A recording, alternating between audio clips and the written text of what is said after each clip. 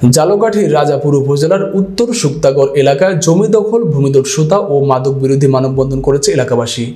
সোমবার সকাল 10টার দিকে ঘণ্টাব্যাপী এই কর্মসূচিতে শুক্তাগড় ও কাঠিপাড়া এলাকার বিভিন্ন শ্রেণী পেশার মানুষ অংশ নেন।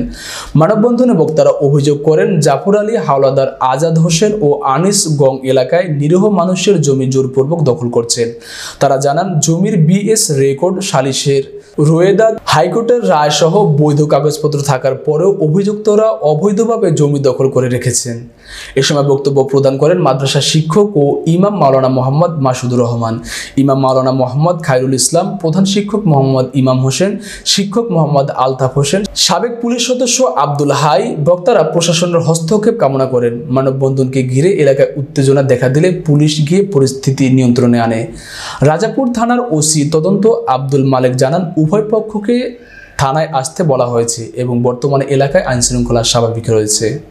আমরা যে সোচ্চার হয়েছি, এই কয়েকটি এলাকার মানুষ, এখানে অসংখ্য শিক্ষক রয়েছে, আলেম রয়েছে, কোরআনের হাফেজ রয়েছে, তারা দখল করে নিয়েছে।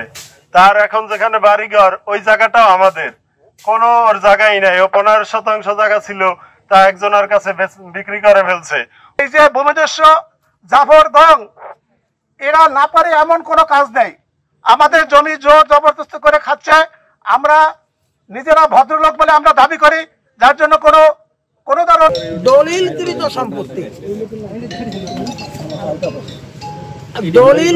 সম্পত্তি যেটার এসএ সহ বিএস রেকর্ড আমাদের নামে বিদ্যমান,